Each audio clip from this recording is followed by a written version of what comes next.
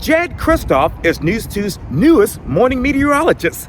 Today, I talk one-on-one with Jed about his new career at Channel 2 for this edition of Quintin's Close-Ups. And if you haven't already, subscribe to my YouTube channel and like Quintin's Close-Ups on Facebook.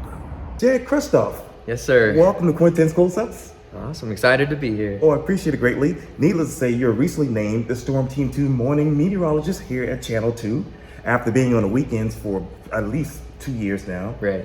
So let me ask you, what got you from the weekends to now the mornings? You know, I think it's mainly just my drive and motivation to be here, put together a good forecast, but also take everything that I do forecast-wise and also apply it to everyone that wants to get outside, because that's what I do on my time off. You know, I go paddleboarding. We were just talking about that, fishing in the creeks behind Sullivan's Island. You know, wind plays a huge factor in everyone that wants to get outdoors, whether it's kayaking, whether it's surfing like what I do. It could be kite surfing, any of the above, kind of applying it to things like that. And I take that and I do personalized forecasts for people that love to get outdoors especially. And you know, I've been here now for nearly 2 years, and it's honestly just a dream come true, because I grew up out here, you know, and it's home for me, and this is the station I grew up watching too. Wow. So where are you mentally knowing that you grew up here in Charleston like I did and watching Channel 2? I mean, it's a dream come true. One thing that you'll probably find pretty funny, in the 4th grade, I had a science project and I did it on tornadoes, and I needed help from a meteorologist because I was in the 4th grade. And guess who I reached out to? Rob Fowler. And he helped me with that project. And of course, my mom kept that poster, so I still have it with his name on it and everything. Wow. So it's unbelievable. It really is. It's a full circle moment for me. Now that you're here with Rob Fowler, what is that like? I mean, it's incredible. He's a joy to work with. You know him very well. He's the nicest guy in the world, and he's also an incredible meteorologist. So learning from him has been nothing short of incredible for me, and Josh Marthers too. Played a huge role in actually just going through high school and college, because I used to work for Kilo Island Beach Patrol, so I'd get out on the beaches, I would shoot time lapses of storms in the distance, and I would tag both of those guys. We would kind of talk every now and then, you know how it goes with meteorologists, and they've played a huge role. They've been huge role models, and they still are to this day.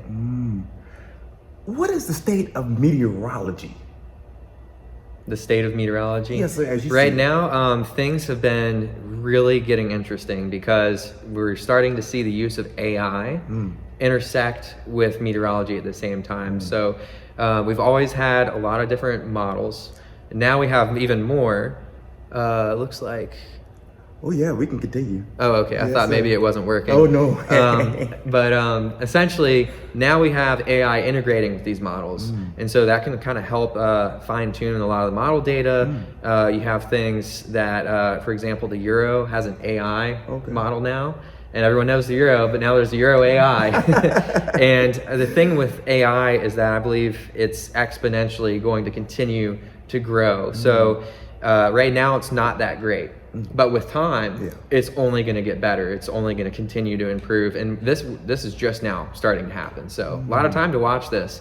So I think forecasting has come a long way, but I think we're about to see a huge growth in forecasting skill and accuracy over the next few years. And what is the biggest difference between what the forecasting skills from when you started in meteorology to right now? Right now, the biggest difference is just the AI integration into model data. When I started, you know, it was mainly just using our radar, satellite, surface observations to get things going, and then using our regular models like the Euro, the GFS. You've heard all these names before, especially during hurricane season. And now integrating AI with all of that, it's just like a whole new realm. Wow. So trending wise, what else are you keeping your eyes on when it comes to forecast models? Any sort of new technology that comes out, especially anything artificial intelligence related. I know I've been talking about that a lot, but it is the forefront of what's going on right now in meteorology. It's huge. I think that it has the potential to really take what we have now and just bring it to a whole new level over the next few years. And in the next few years, when you think about hurricanes here in the Low Country, what resources do you all have to keep, you know, the models to where they are and keep people informed? Well, some of the most important part is the data that goes into the models, number one. So satellite data, observations from hurricane hunters, for example, all of the weather balloons that we launch across the country to sample the upper levels. The atmosphere is actually critical. I mean, you know, a weather balloon in North Dakota may not seem that important, but whenever you have a dip in the jet stream or a trough of low pressure that could steer it out to sea, and you get more data about that trough of low pressure and you can determine exactly what's going to happen, then you have more confidence on where that hurricane is going to end up being pushed out to sea. And then as far as communication goes, you know, it's the same thing every year. You have a lot of folks here who have been through near misses. You know, I can think of Matthew, for example. Dorian, that one was really scary. I mean, that was very close to being a big problem here. And they lived through those and they're like, okay, well, you know, I was in the cone, it didn't do anything. It only takes one, and it takes a direct strike. Hugo is a great example of that. Yeah. Well, obviously, we're in late April right now. May's coming up. Then there's the hurricane season in June. How should we prepare right now? Well, the best thing you can do right now is to have a hurricane kit ready to go. And then know where you're going to go. If you are in the cone, evacuation is needed. You need to have a plan and a course of action in case something happens, so that instead of waiting to the last minute, oh, this is coming our way, and kind of scrambling, you forget something, you forget medications, you forget the dog food, just getting all of that together now so that when it happens, things are a little bit smoother. Yes, yes, indeed, absolutely. And as we sit here right now, how's the forecast looking for the rest of this week? The forecast for the rest of this week's awesome. Today it's really breezy. We're into the mid 80s. Cold front's moving through. It'll clear out overnight tonight. So kind of chilly tomorrow morning, into the 40s, low 40s in places like Kingstree. But the rest of the week, mid 70s. Easter weekend, by the way, beautiful. Mid 80s, partly cloudy skies. It's just going to be gorgeous. It's going to be great for the kids to have Easter egg hunts and all that stuff. Exactly. And go to church. I'm so excited. So excited. I know you've done Jed journals for many, many years. How do you write this particular journal? Oh gosh. Which journal? Your new career here at Channel 2. Oh, I see. And from when you started here to right now. It's hard to put into words how everything has happened. It really is. From growing up here in the Low Country, from watching Rob, from watching Josh, to being in this seat right now, it's just unbelievable.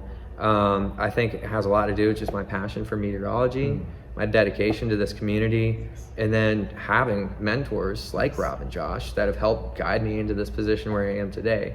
I mean, I really couldn't do it without them, and really this whole team at News 2 as well. I mean, they're incredible people here. This is an incredible place to work. It is. So. It really is. It really is. Yes, sir.